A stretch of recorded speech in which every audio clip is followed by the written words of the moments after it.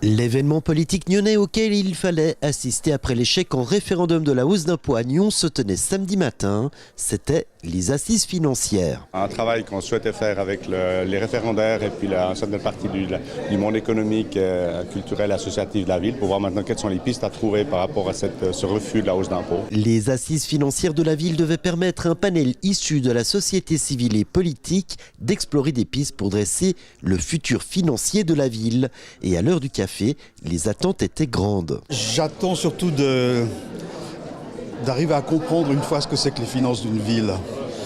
Pour l'instant, pour moi, c'est une bouteille à encre. Je serais très content d'arriver à en comprendre un petit peu mieux comment ça marche. Une matinée qui a débuté par les exposés de deux experts. Le premier a parlé finances communales et péréquation. Montrer que c'est une charge relativement importante, d'une part, que le système est aujourd'hui à bout de souffle, qu'à l'Union des communes vaudoises, on réfléchit sur son changement parce qu'on constate, et c'est le cas dans la commune de Nyon, une part importante du budget de la commune est absorbée en fait par ce financement à la fois de la facture sociale et de la péréquation directe. Le second a apporté un éclairage sur la situation financière de la ville de Nyon. Nyon est un élève qui a certes des difficultés, mais qui ne proviennent pas de la gestion financière de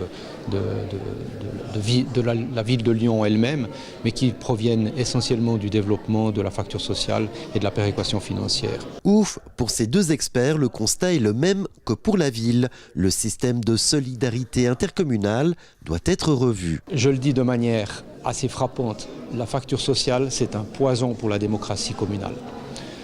Il est faux de vouloir faire payer à la municipalité de Nyon le coût politique d'une facture sociale qui maintenant se monte à 30 millions de francs pour la ville de Nyon et de devoir aller devant les électeurs communaux demander de l'argent pour payer une facture au canton. On a instauré un système de solidarité. Je crois que dans le canton, on ne remet pas en question le fait d'avoir un principe de solidarité. Après, ce qui est beaucoup discuté, c'est l'intensité de cette solidarité entre les communes. Puis place aux ateliers au nombre de 3. Elles portaient sur l'état des prestations communales, leur financement et une gestion communale plus efficiente. J'ai trouvé très enrichissant de voir toutes les idées qui sont sorties dans les différents ateliers. Après, il faudra voir ce que la ville en fait. C'est clair qu'il est difficile en l'espace de 3 heures de mettre tout à plat. Ça a le mérite en tout cas d'avoir amené une discussion, un dialogue au sein de l'ensemble des acteurs de cette ville. Des idées sont sorties, je pense qu'on a trouvé des pistes de convergence. Il y a encore du boulot évidemment, ça ne va pas nous redonner les 4 points d'impôt qu'on n'a pas eu, ça ne va pas nous redonner du budget qu'on n'a pas. Mais en tout cas, je pense que c'était bien de le faire. On a eu les acteurs de la ville de Nyon, acteurs économiques, politiques, associatifs, mais il manquait quelque part le citoyen. De lancer la discussion, de vite rebondir et ce qui va venir encore par la suite parce que ce n'est pas juste une seule matinée. Je pense que oui, ça a son importance dans un temps plus long. D'ailleurs, ça me fait penser à mon copain Roosevelt qui dit que dans la vie, le pire, c'est de ne pas avoir essayé. Donc là, je crois que la municipalité a bien vu. Les participants ont donc jugé ces assises plutôt utiles. Même si à pouvoir s'exprimer sans contrainte, les différentes parties ont peut-être exploré des pistes qui renchérisseraient les prestations communales. On est venu effectivement pour des assises financières et j'ai l'impression plutôt qu'on s'est orienté progressivement dans plein de solutions pour augmenter la précarité financière. Intellectuellement, j'ai trouvé que c'était intéressant.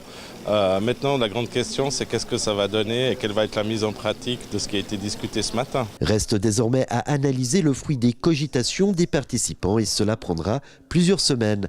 Mais la municipalité a déjà pris une décision. Désormais, l'exécutif livrera au législatif un plan financier portant sur 5 à 10 ans.